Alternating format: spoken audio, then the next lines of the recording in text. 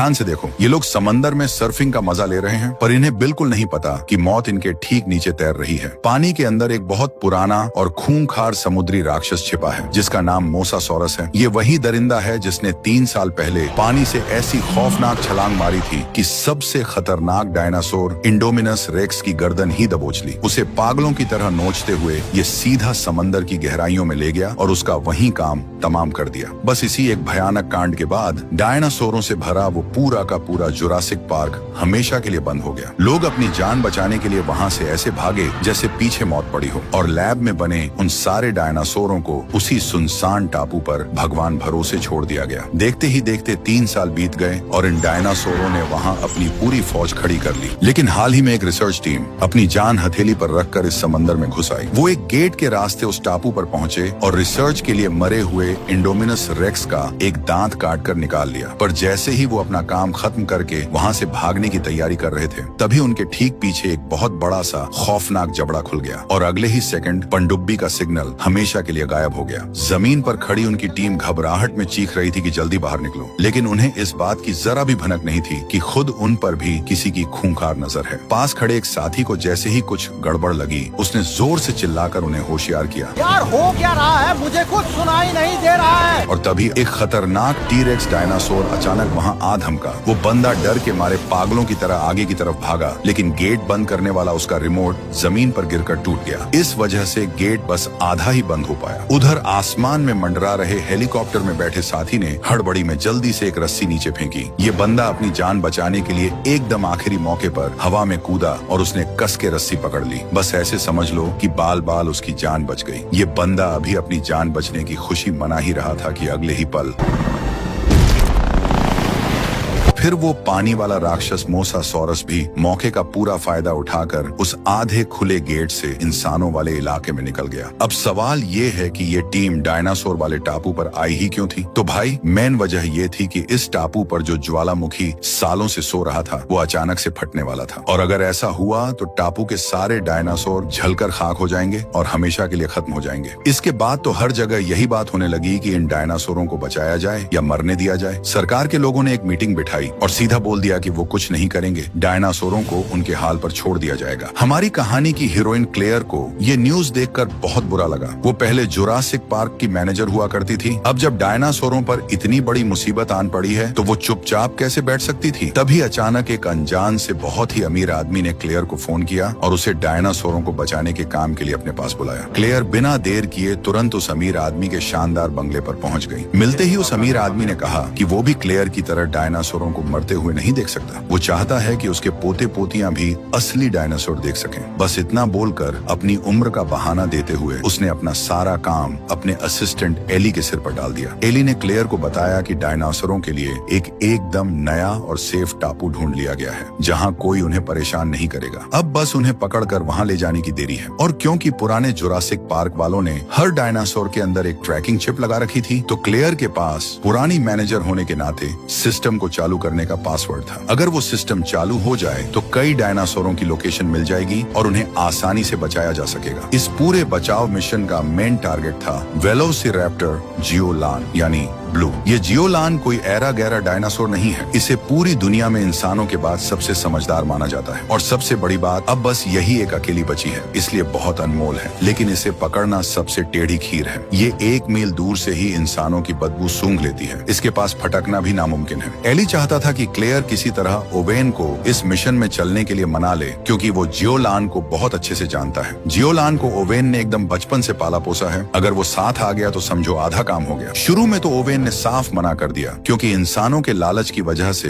उसने जिन 3 वेलोसिरैप्टर्स को ट्रेनिंग दी थी वो पहले ही मारे जा चुके थे। अब बस ये जियोलान ही बची थी। लेकिन जब उसने पुराने वीडियो देखे तो उसका दिल पिघल गया और वो जियोलान को मरने के लिए नहीं छोड़ पाया। इसलिए अगले दिन जब क्लेयर वहाँ से निकलने वाली थी तो ओवेन भी उसके साथ जाने के लिए आ गया। जैसे ही वो लोग टापू पर पहुंचे, वहाँ अमीर आदमी के भेजे हुए कुछ खतरनाक भाड़े के गुंडों ने उनका स्वागत किया। इसके बाद प्लान के हिसाब से सब के सब पार्क के मेन कंट्रोल सेंटर की तरफ चल पड़े। क्लेयर ने कंप्यूटर सिस्टम चालू किया और टापू के सारे डायनासोरों की लोकेशन स्क्रीन पर चमकने लगी। लेकिन सबसे ज्यादा जरूरी था उस वेलोसिरैप्टर जियोलान को ढूंढना। किस्मत खराब थी कि गाड़ियों के इंजन की आवाज इतनी ज्यादा थी कि उसके पास जाना मुश्किल हो रहा था। ओवेन के पास अकेले गाड़ी से उतरकर उसे ढूंढने के सिवा कोई रास्ता नहीं बचा था और आखिरकार उसे अपनी जियोलान मिल ही गई। लेकिन इतने दिनों तक अलग रहने की वजह से जियोलान ने अपने मालिक ओवेन को पहचाना ही नहीं। ओवेन ने बड़े प्यार से उसे शांत किया, तब जाकर उसकी पुरानी याददाश्त वापस लौटी। जैसे ही ओवेन प्यार से जियोलान को सहलाने ही वाला था, तभी फुस करके एक बेहोशी का इंजेक्शन उड़ता हुआ आया और जियोलान को लग गया। इंजेक्शन लगते ही उसकी आंखें पलट गईं। उसने ओवेन को धक्का देकर गिरा दिया और तड़पने लगी। असल में उन भाड़े के गुंडों ने अपने मन से ही ये चाल चली थी। लेकिन एक छोटे से इंजेक्शन से जियोलान पर कोई खास असर नहीं हुआ। खतरा भांपते ही जियोलान ने पलटकर हमला कर दिया। उसने हवा में छलांग लगाई और एक गुंडे को बहुत बुरी तरह नोच डाला। इसी धक्का मुक्की में अपनी जान बचाने के चक्कर में एक गुंडे ने जियोलान को गोली मार दी। सबसे कीमती डायनासोर के हाथ लगते ही उन भाड़े के गुंडों ने अपनी औकात दिखा दी और आगे बढ़कर ओवेन पर भी गोली चला दी। ओवेन तो एकदम सुन्न रह गया और फिर एक झटके के साथ ओवेन वहीं जमीन पर ढेर हो गया। साफ था कि उन गुंडों का इरादा कुछ और ही था। ओवेन के साथ जो जानवरों का डॉक्टर आया था, उसे भी उन लोगों ने बंदी बना लिया। गुंडों के बॉस ने डॉक्टर को धमकाते हुए कहा कि अगर उसने जियोलान की जान नहीं बचाई तो वो उसे जिंदा गाड़ देगा। वो लोग वहाँ से निकल ही रहे थे कि तभी टापू का वो भयानक ज्वालामुखी पूरी तरह फट पड़ा। खौलता हुआ लावा किसी बाढ़ की तरह तेजी से बहने लगा। उन भाड़े के गुंडों को किसी की जान की कोई फिक्र नहीं थी। वो बस अपनी जान बचाने के लिए पागलों की तरह भागने लगे। भागते भागते उनके पास एली का फोन आया। जी हाँ, ये सारा खेल उसी एली का रचा हुआ था। उधर हमारा ओवेन अभी भी जमीन पर बेहोश पड़ा हुआ था। तभी एक सींग वाला डायनासोर अचानक से वहाँ आ गया। उसे देखकर ओवेन को थोड़ा होश आया, लेकिन उस बेहोशी की दवा का नशा अभी उतरा नहीं था। चारों तरफ खौलता हुआ लावा फैला था। ऐसे में वो बेचारा बस रेंग रेंग कर ही आगे बढ़ पा रहा था। खैर, बहुत जोर लगाने के बाद वो आखिरकार अपने पैरों पर खड़ा हो ही गया। दूसरी तरफ कंट्रोल रूम में बैठी क्लेयर को भी खतरे की भनक लग गई थी। जैसे ही वो बाहर भागने लगी, धड़ाम से दरवाजा बंद हो गया। अब बंद कमरे के अंदर क्लेयर और वो कंप्यूटर वाला लड़का दोनों फंसे हुए थे और हैरान थे। उस लड़के ने बहुत दिमाग लगाकर किसी तरह निकलने का एक रास्ता खोला, लेकिन इससे पहले कि वो बाहर कदम रखते, कंप्यूटर ने अलार्म बजा दिया कि कोई अनजान जानवर उनके बहुत करीब आ रहा है। वो लड़का तो डर के मारे कांपने लगा।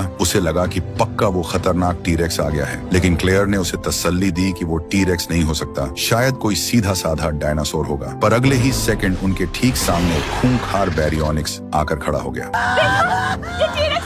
भाई साहब, इस बैरियोनिक्स के पंजे इतने बड़े और दांत इतने नुकीले थे कि अगर ये हमला कर देता तो किसी टीरेक्स से कम तबाही नहीं मचाता। दोनों की तो डर के मारे सिट्टी पिट्टी गुम हो गई। किस्मत अच्छी थी कि बीच में बहते हुए लावे ने उस डायनासोर को कुछ देर के लिए रोक लिया। तभी क्लेयर की नजर पास ही एक सीढ़ी पर पड़ी और उसने उस लड़के को जल्दी से ऊपर चढ़ने को कहा। उस लड़के के चेहरे पर अभी जान में जान आई ही थी कि अगले ही पल पता चला कि भाई वो तो एक लटकने वाली रस्सी की सीढ़ी थी। नीचे उस बैरियोनिक्स डायनासोर ने अपना खूंखार मुंह खोल दिया। वो लड़का उसकी भयंकर बदबू से बिना बेहोश हुए फटाफट ऊपर चढ़ने लगा। वो डायनासोर उसे बस चबाने ही वाला था। लड़का अपनी जान बचाने के लिए एकदम ऊपर चढ़ गया, पर उस डायनासोर ने अपना मुंह ऊपर पाइप में घुसा दिया। शुक्र है कि एकदम आखिरी टाइम पर क्लेयर ने गटर का ढक्कन खोल लिया और दोनों बाहर निकल भागे, लेकिन वो डायनासोर भी उनके पीछे पीछे आ गया। दोनों ने पूरी ताकत लगाकर उस ढक्कन को वापस दबाया और उस डायनासोर को उसी के अंदर लॉक कर दिया। लेकिन बाहर का नजारा तो और भी डरावना था। वो ज्वालामुखी एकदम भयंकर तरीके से फट रहा था। आग और लावे के बड़े बड़े पत्थर आसमान से पागलों की तरह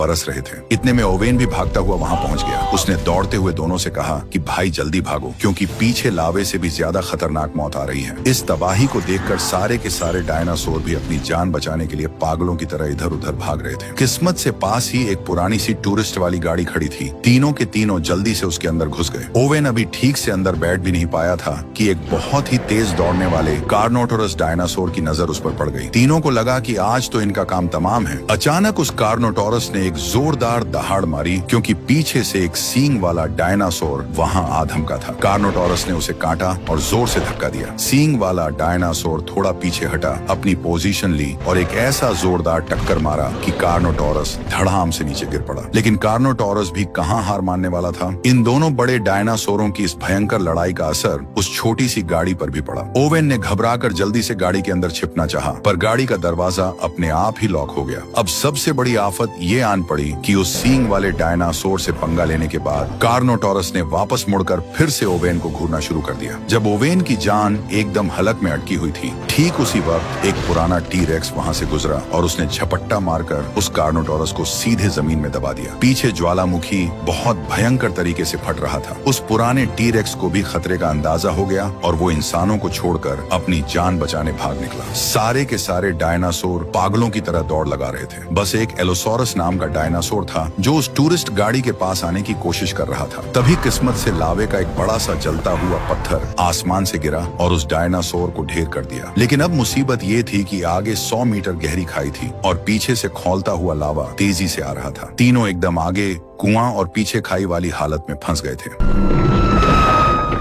जैसे ही वो पानी में गिरी, पत्थरों के टकराने से गाड़ी के अंदर तेजी से पानी भरने लगा। दोनों के दोनों बस डूबने ही वाले थे कि तभी ओवेन एकदम सही टाइम पर वहां पहुंच गया। उसने बाहर से गाड़ी का दरवाजा खोला और वे किसी तरह तैरकर बाहर आ गए। तब तक पीछे वो गहरी खाई आग उगलते लावे के झरने में बदल चुकी थी। जब उन्हें लगने लगा कि अब तो बचने की कोई उम्मीद नहीं बची, तभी उन्हें एक हेलीकॉप्टर दिखाई दिया जो एक डायनासोर को हवा में ले जा रहा था। तीनों चुपचाप उसका पीछा करते हुए एक ऐसी जगह पहुंचे जहां अभी तक लावा नहीं पहुंचा था। वहां उन्होंने देखा कि वो भाड़े के गुंडे डायनासोरों को एक बड़े से पानी के जहाज पर लोड कर रहे हैं। इस गुंडों के बॉस को डायनासोर के दांत जमा करने का बड़ा अजीब सा शौक था। जब एक स्टेगोसोरस को वहां लाया गया तो उस बॉस ने तुरंत उसे रुकवाया। पहले तो उसने प्यार से उसके सिर पर हाथ फेरा और अगले ही पल अपनी जेब से एक औजार निकालकर झटके से उसका एक दांत उखाड़ लिया। बेचारा डायनासोर दर्द से जोर जोर से कराहने लगा। इसी बीच ज्वालामुखी का फटना और भी भयंकर हो गया था और वो जहाज भी वहां से निकलने ही वाला था। अपनी जान बचाने के लिए वो तीनों पागलों की तरह जहाज की तरफ दौड़ पड़े। गनीमत ये रही कि एक गाड़ी उसी वक्त जहाज पर चढ़ रही थी और वे एकदम आखिरी सेकंड में उसमें छिपकर जहाज पर पहुंच गए। उस समय जहाज पर किसी का भी ध्यान उन तीनों पर नहीं गया क्योंकि सबका मुंह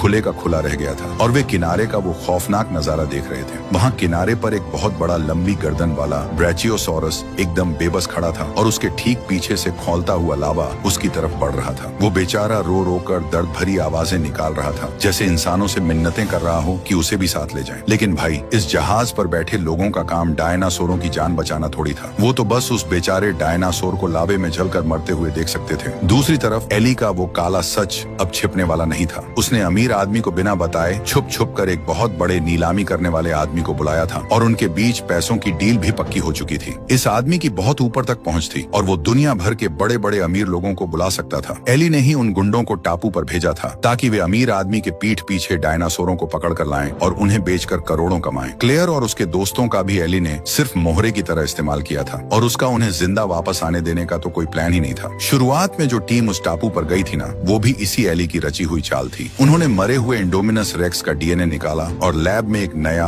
और भी ज्यादा खतरनाक डायनासोर बना डाला जिसका नाम उन्होंने रखा इंडोरैप्टर। उनका प्लान था कि इसे एक हथियार की तरह बनाकर जंग के मैदान में बेचेंगे और खूब सारा पैसा छापेंगे। उधर पानी के जहाज पर ओवेन ने बहुत ढूंढने के बाद आखिरकार जियोलान और उस जानवरों के डॉक्टर को खोज ही निकाला। लेकिन जियोलान को जो गोली लगी थी उसका खून रुकने का नाम ही नहीं ले रहा था। उसके पैर से गोली निकालने वाले ऑपरेशन के लिए ये बहुत जरूरी था कि उसे उसी के जैसी प्रजाति वाले डायनासोर का खून चढ़ाया जाए, वरना जियोलान किसी भी हालत में नहीं बच पाती। ऊपर वाले का शुक्र था कि उस जहाज पर एक बेहोश किया हुआ बड़ा सा टी-रेक्स रखा था। क्लेयर चुपचाप उस टी-रेक्स की पीठ पर चढ़ गई और उसका खून निकालने के लिए सुई चुभाने लगी। लेकिन भाई, उस टी-रेक्स की चमड़ी इतनी मोटी थी कि सुई अंदर घुस ही नहीं रही थी। तब ओवेन ने उसे याद दिलाया कि जैसे हम लोग जूस के डिब्बे में झटके से स्ट्रॉ घुसाते हैं, वैसे ही सुई चुभाओ। क्लेयर ने जोर से सुई चुभोई और खून एकदम मजे से बाहर आने लगा। लेकिन तभी बाहर से किसी ने धड़ाम से कमरे का दरवाजा लॉक कर दिया। लॉक होने की खटखट आवाज से वो खूंखार टी-रेक्स नींद से जाग गया और पूरा माहौल ही पलट गया। टी-रेक्स को सुई का भयंकर दर्द महसूस हुआ और वो जोर जोर से दहाड़ने लगा। क्लेयर घबराकर जल्दी से पिंजरे के ऊपर चढ़ गई। ओवेन भी उसके पीछे पीछे जाना चाहता था, लेकिन टी-रेक्स ने उसका रास्ता रोक लिया। शुक्र है कि क्लेयर किसी तरह सुरक्षित बाहर निकल आई। उसने बाहर से दरवाजा खोला और ओवेन बाहर निकलने ही वाला था कि टी-रेक्स फिर सामने आ गया। ओवेन उस टी-रेक्स के पंजों के बीच बुरी तरह फंस गया था। उसे अपनी जान दांव पर लगाकर किसी तरह उस टी-रेक्स के खूंखार जबड़े के पास से छलांग मारकर बाहर निकलना पड़ा। फिर दोनों ने मिलकर जल्दी से दरवाजा दरवाजा बंद कर दिया। गनीमत ये रही कि खून की थैली उनके हाथ आ गई थी। डॉक्टर ने जियोलान के पैर से गोली निकालने के लिए चाकू से कट लगाया। दर्द के मारे बेचारी जियोलान की आंखों से आंसू छलक पड़े और ये देखकर ओवेन का दिल अंदर से रो पड़ा। जब डॉक्टर ने वो गोली सही सलामत बाहर निकाल ली, तब जाकर ओवेन की जान में जान आई और उसने राहत की सांस ली। थोड़ी ही देर में वो जहाज किनारे पर पहुंच गया। सारे डायनासोरों को ट्रकों में भरकर सीधे उस अमीर आदमी के बंगले के बेसमेंट में ले जाया गया, क्योंकि वहां नीलामी शुरू होने ही वाली थी। तभी अमीर आदमी की छोटी पोती ने एली और उस नीलामी करने वाले की बातें छुपकर सुन ली। उसे समझ आ गया कि एली उन सारे डायनासोरों को बेचने वाला है। ये सुनते ही वो दौड़ कर गई और उसने अपने दादा को सब कुछ सच सच बता दिया। तब जाकर उस अमीर आदमी को अकल आई कि उसके भरोसेमंद एली ने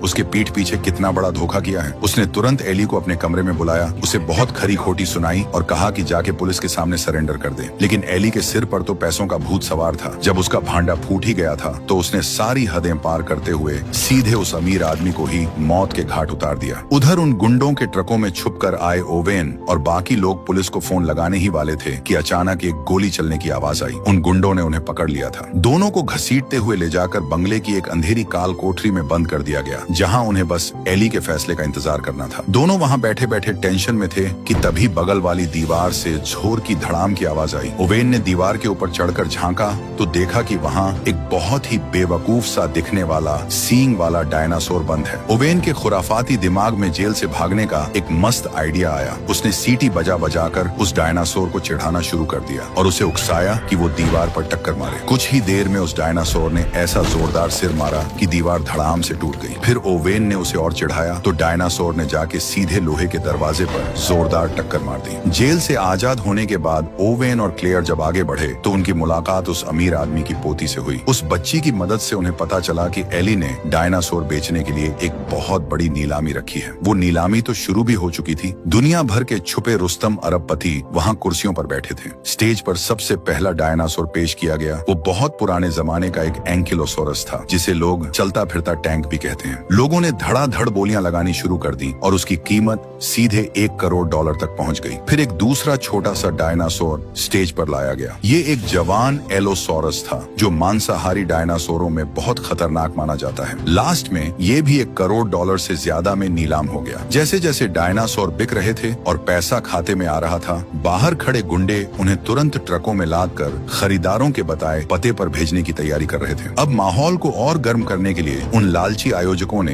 एक बिल्कुल नया डायनासोर पेश किया, जिसे लैब में बनाया गया था। सारे अमीर लोगों की आंखें फटी की फटी रह गईं जब वो जेनेटिकली मॉडिफाइड डायनासोर सामने आया। इसकी कीमत और बढ़ाने के लिए नीलामी करने वाले आदमी ने माइक पर चिल्लाकर कहा कि इस इंडोरैप्टर के अंदर टी-रेक्स जैसी भयंकर ताकत है और वेलोसिरैप्टर जैसी फुर्ती है। मतलब ये अपने आप में एक तबाही मचाने वाली मशीन है। अमीर लोगों को इसकी असली पावर दिखाने के लिए नीलामी करने वाले ने एक गुंडे को लेजर वाली बंदूक से भीड़ में बैठे एक आदमी पर निशाना लगाने को कहा। जैसे ही लेजर का निशाना लॉक हुआ, उस इंडोरैप्टर ने तुरंत उस आदमी को अपना शिकार मान लिया और पिंजरे के अंदर ही अपनी खौफनाक ताकत दिखाने लगा। $2 करोड़। जी नहीं, ये सिर्फ एक नमूना है, ये बिकाऊ नहीं है। हालांकि ये डायनासोर अभी पूरी तरह से बन के तैयार नहीं हुआ था, इसलिए वो लोग आज इसे बेचना नहीं चाहते थे, बस इसका प्रचार कर रहे थे। लेकिन भीड़ में बैठे एक अरबपति ने जोश में आकर $2 करोड़ की बोली लगा दी। $2,25,00,000। लैब के साइंटिस्टों ने एली को रोकने की बहुत कोशिश की, लेकिन पैसों के भूखे एली ने इसे भी बेचने का फैसला कर लिया। आखिर में ये खूंखार डायनासोर $2.5 करोड़ में नीलाम हो गया। ओवेन को अच्छे से पता था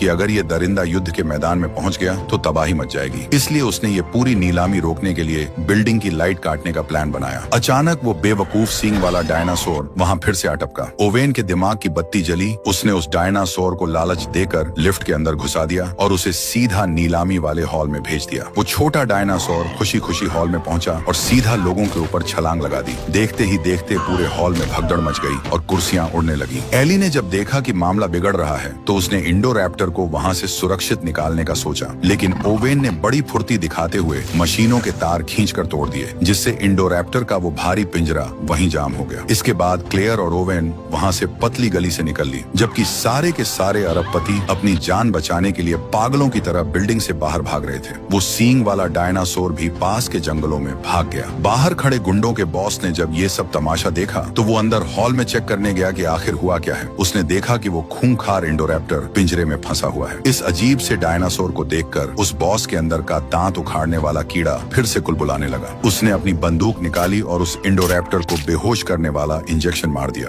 जब डायनासोर बेहोश होकर गिर पड़ा तो उसने आराम से पिंजरे का ताला खोला, अपनी जेब से प्लास निकाला और दांत तोड़ने के लिए उसके मुंह के पास चला गया। उस बेवकूफ को बिल्कुल भी अंदाजा नहीं था कि वो इंडोरैप्टर बेहोश हुआ ही नहीं था। वो तो बस आंखें बंद करके छुप छुप कर मुस्कुरा रहा था। गुंडे के बॉस को लगा कि शायद उसकी आंखों को कोई धोखा हुआ है। वो फिर से दांत तोड़ने के काम में लग गया। तभी उस इंडोरैप्टर की पूंछ धीरे से ऊपर उठी और हिली और अगले ही पल उसने अपने उस खौफनाक बड़े मुंह से उस बॉस का हाथ जोर से दबोच लिया और उसे हवा में किसी खिलौने की तरह उठा लिया। भाई, ये इंडोरैप्टर कई खतरनाक डायनासोरों के जीन्स मिलाकर बना था और इसका दिमाग बहुत तेज था। इसने बेहोश होने का नाटक सिर्फ इसलिए किया था ताकि ये उस बेवकूफ बॉस से पिंजरे का गेट खुलवा सके और बाहर निकल सके। वो गुंडों का बॉस गिड़गिड़ाते हुए बोला, भाई मैं तुम्हें लाइक करता हूँ, क्या तुम मुझे छोड़ नहीं सकते? ये सब खौफनाक नजारा देखकर वो नीलामी करने वाला आदमी तो डर के मारे पैंट गीली करते हुए भाग खड़ा हुआ और जाकर लिफ्ट में छुप गया।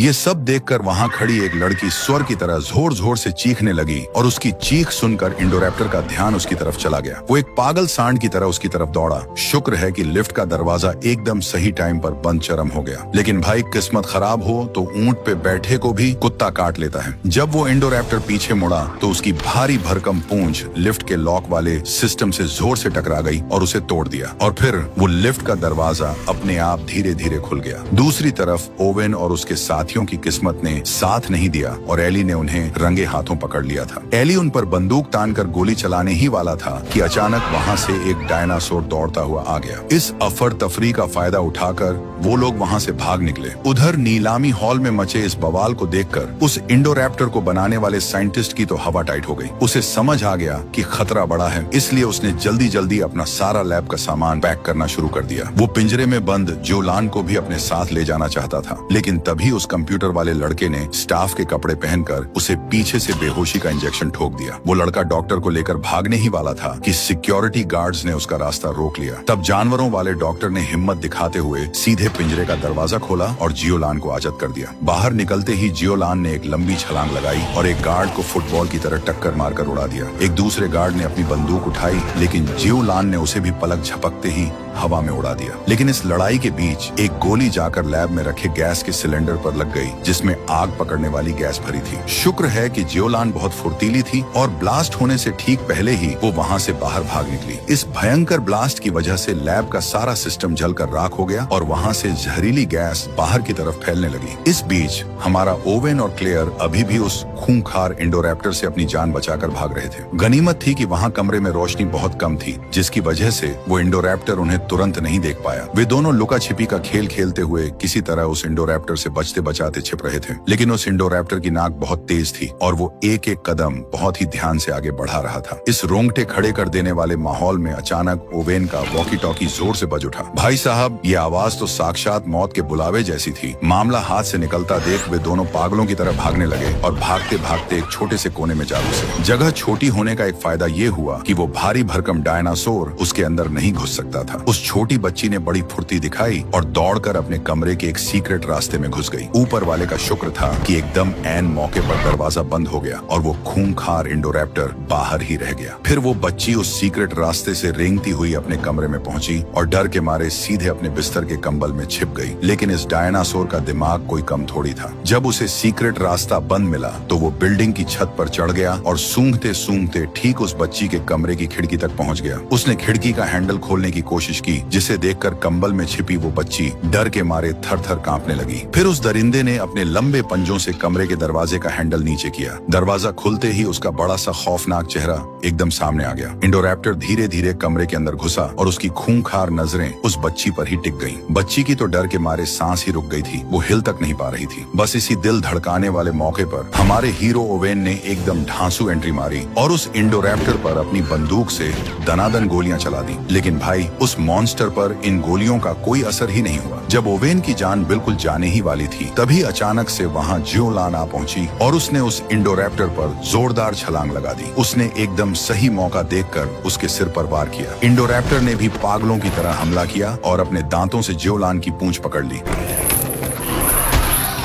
दोनों डायनासोरों को आपस में लड़ता देखकर ओवेन ने उस बच्ची को उठाया और वहाँ से भाग निकला, लेकिन इंडोरैप्टर ने उनका पीछा नहीं छोड़ा और उन्हें छत के एकदम किनारे पर लाकर खड़ा कर दिया, जहाँ से नीचे गिरते ही मौत पक्की थी। ऐन वक्त पर क्लेयर एक बड़ी सी बंदूक लेकर वहाँ आ गई। उसने ओवेन की तरफ इशारा किया और जैसे ही इंडोरैप्टर ने छलांग लगाई, ओवेन ने उसे गच्छा दे दिया। इंडोरैप्टर हवा में ही चकमा खा गया और सीधा नीचे म्यूजियम की तरफ गिरने लगा, लेकिन ये दरिंदा इतना ताकतवर था कि इसने हवा में ही अपने पंजे छत के किनारे पर गड़ा दिए और फिर से ऊपर चढ़ने लगा। जब ओवेन की सारी उम्मीदें टूट चुकी थीं, तभी जियोलान ने एक बार फिर ढांसू वापसी की। उसने छत से छलांग लगाई और सीधे उस इंडोरैप्टर को पकड़कर पूरी ताकत के साथ नीचे धकेल दिया। दोनों के दोनों सीधे म्यूजियम के बीचों बीच हॉल में जा गिरे। हॉल के ठीक बीच में एक ट्राइसेराटॉप्स का बहुत ही नुकीला हड्डियों वाला ढांचा रखा हुआ था। वो इंडोरैप्टर सीधे उन्हीं नुकीली हड्डियों पर जा गिरा और वहीं तड़प तड़प कर मारा गया। गनीमत ये रही कि हमारी जियोलान को एक खरोंच तक नहीं आई। अब भले ही वो खतरनाक इंडोरैप्टर मारा गया था, लेकिन उनकी मुसीबतें अभी खत्म नहीं हुई थी। उस लैब से जो जहरीली गैस निकल रही थी, वो अब तेजी से पूरे बंगले में फैल रही थी। क्लेयर ने जब पिंजरों में बंद बाकी बेचारे डायनासोरों को दर्द से तड़पते हुए देखा तो उसका दिल पसीज गया और उसने सारे पिंजरों के दरवाजे खोल दिए। सारे के सारे डायनासोर बाहर निकलने वाले मेन गेट के पास जमा हो गए और दर्द के मारे रोने लगे। लेकिन उस आखिरी गेट के पास आकर क्लेयर का हाथ रुक गया। वो सोच में पड़ गई, क्योंकि अगर उसने ये आखिरी गेट खोल दिया तो ये सारे डायनासोर